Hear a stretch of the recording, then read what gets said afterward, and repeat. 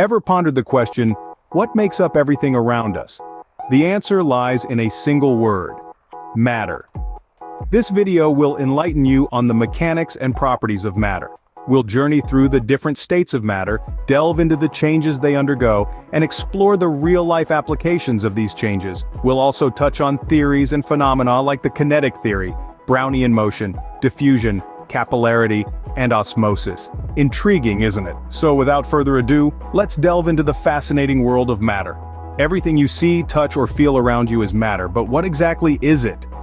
Matter is anything that has mass and occupies space. It's all around us, from the air we breathe to the ground we walk on. It's in the food we eat, the water we drink, and even in the light from the sun that warms our skin. Matter is in every object and every creature, and it's the stuff that makes up the universe. So, now that you know what matter is, let's explore its different states. Matter isn't always the same. It can exist in different states. We have four major states of matter: solid, liquid, gas, and plasma. Imagine a block of ice. It's solid, right? It has a definite shape and volume. Now, picture that ice melting into a puddle of water. That's it becoming a liquid where it still has a definite volume, but its shape can change. Now, visualize that water evaporating into steam. That's it transforming into a gas, where neither shape nor volume is definite. Now let's go a step further. Imagine that steam being superheated until it ionizes, becoming a plasma. It's like a gas, but its particles are charged. Lightning and the sun are examples of plasma. These states of matter aren't fixed. They can change under certain conditions. Something as simple as a change in temperature can cause matter to shift from one state to another. Fascinating, isn't it? Ever wondered why water turns into ice in the freezer or steam on the stove? Well, let's explore this phenomena known as the change of states of matter. Matter changes state when energy is either added or removed. This energy can be in the form of heat, light, or sound. For instance, when heat is added to solid ice, it melts into liquid water. This is called melting, a process where a solid turns into a liquid. Conversely, when heat is removed from water, it freezes back into ice. This is known as freezing. Now let's think about what happens when we continue heating that liquid water. It starts to boil and turns into steam, right? This is called vaporization, where a liquid turns into a gas. But what if we cooled down that steam? It would condense back into liquid water. This process is called condensation. But what about dry ice, that smoky stuff used in special effects? It doesn't melt into a liquid, but directly transforms into a gas. This is a process called sublimation, where a solid turns directly into a gas. And the reverse, where a gas turns directly into a solid, is called deposition. What's happening at the microscopic level during these changes? Well, it's all about the movement and arrangement of particles. In a solid, particles are tightly packed and vibrate in place. When heat is added, these particles gain energy, move faster, and spread apart, resulting in a liquid. If we keep adding heat, the particles gain even more energy, moving rapidly and spreading out further, forming a gas. So, what about cooling? It's the reverse process. The particles lose energy, slow down, and come closer together, from a gas to a liquid and then to a solid. Remember, during all these changes, the substance itself doesn't change. Water remains water, whether it's ice, liquid, or steam. It's just the state that changes, not the substance. Changes of state aren't just fascinating, they have applications in our daily life. So the next time you're making ice cubes or boiling water for tea, remember, it's all about the change of states of matter. From ice cream making to candle crafting, changes of state of matter are everywhere. Have you ever pondered how a liquid milk turns into a solid block of cheese, or how a liquid wax solidifies to form a candle? This, my friends, is the magic of the change of states of matter at work. In the process of making ice cream, a liquid mixture is cooled rapidly, changing its state from liquid to solid.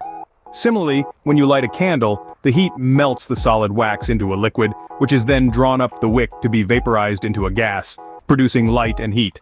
Soap making also utilizes this concept.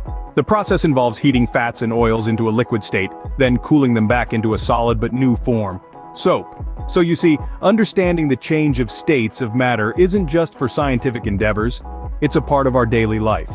Next up, we'll discover the theory that explains these changes: the kinetic theory of matter. What makes particles of matter move and interact? The kinetic theory of matter has the answers. The kinetic theory, in essence, is an explanation of how particles in matter behave. It says that all matter is composed of tiny particles that are always in motion. The higher the temperature, the faster these particles move. And it's this movement that results in what we perceive as temperature.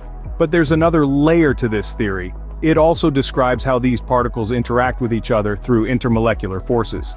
These forces are the glue that holds matter together, determining the state of matter and influencing changes between states. For instance, the force of attraction between particles is stronger in solids, weaker in liquids, and practically non-existent in gases. The kinetic theory doesn't stop at explaining the behavior of matter. It also sheds light on other fascinating phenomena. And that's not all. The kinetic theory also explains phenomena like Brownian motion and diffusion.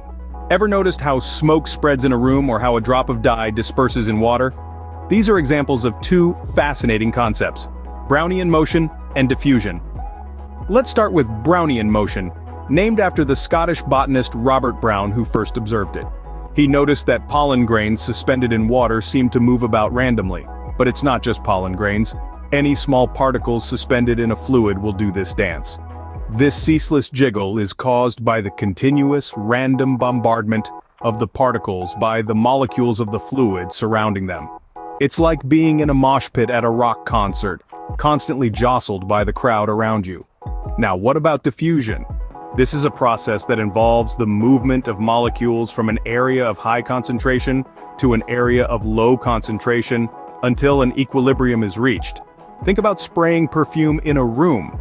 Initially, the scent is strongest near the bottle, but over time it spreads evenly throughout the room. That's diffusion in action. But what happens when we crank up the heat? Well, temperature is like the volume knob at that rock concert. The higher the temperature, the more energy the molecules have, and the faster they move.